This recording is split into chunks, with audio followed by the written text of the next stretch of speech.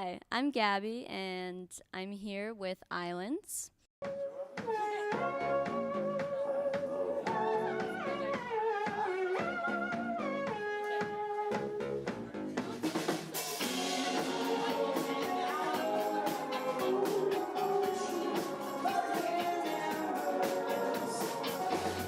There's no sound. It's over now, girl. Return to sender.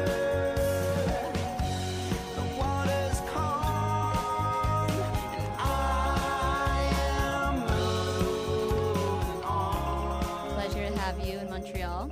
As the story goes, you formed in Montreal. Is this true? Technically, we formed in Los Angeles. When the Unicorns broke up, Jamie, the founding member, and I, co-founding member, went to Los Angeles where we sort of started to put the band together. But I would say we really developed here and made our first record and all that stuff.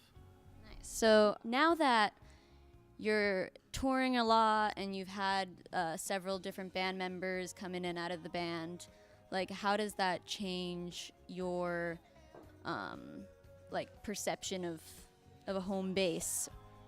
Well, I will say I've been in the band for, 6 years? And we've been in separate cities for a long time.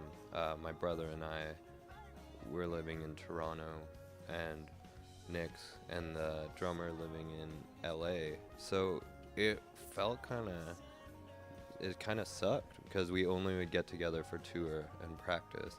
And we're all friends and love to be together. So we're working towards a future where we can all be together 24/7. I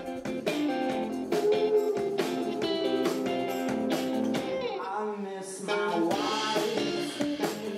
I miss my best friend. Every night. If your music was a time machine, try to imagine it as so. Maybe specifically for this album, Ski Mask, it's your 5th LP. Like, what eras or time periods would it take you forward to or back to?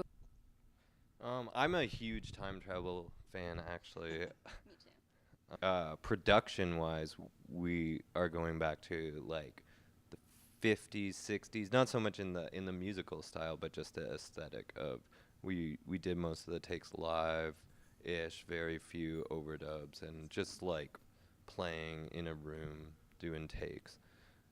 Thematically, it is like a time machine. Every song's a different era, I would say.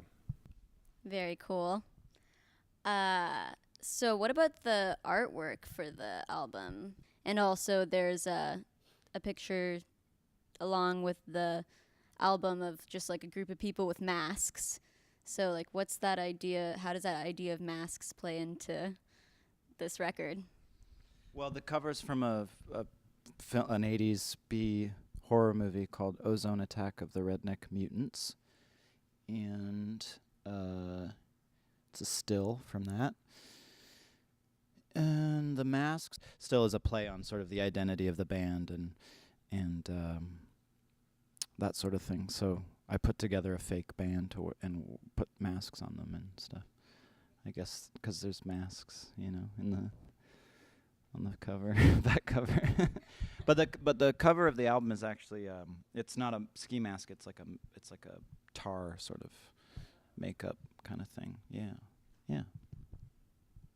Cool. I guess just like from a personal standpoint, do you feel like, when you were imagining what it would be like to be an artist or be in the art world, like whether it was with music or film, like now do you feel any sort of like you had to let go of some expectations or like there were some disappointments along the way? Well, yeah, I went to film school, so it was a different thing than music, but it seemed like a lot more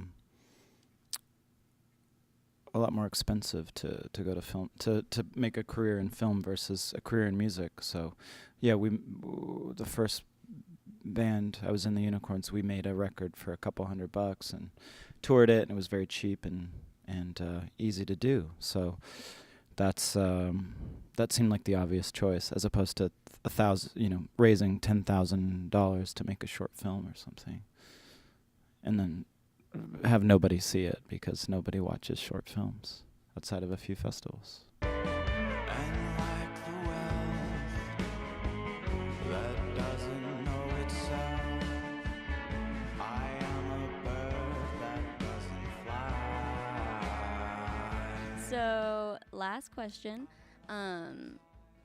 Your guys' motto, or like when you type out your website, "Islands are forever," that seems like a very, large statement. And I was just wondering, like, do you think you're going to be playing music forever? Is Islands forever? Like, what does that mean? I think it's kind of like a manifest destiny type thing where it's like a mantra. We want to say it enough times so that we feel like it's true, So you say it enough times and you believe it. And I think Islands has no where to go, so we'll be around. Well, it was a pleasure to meet you, and I hope you have a lot of fun playing tonight and being in Montreal again. Thank you. Hi, my name's Evan, I'm Nick. and you're watching TBS. TBS.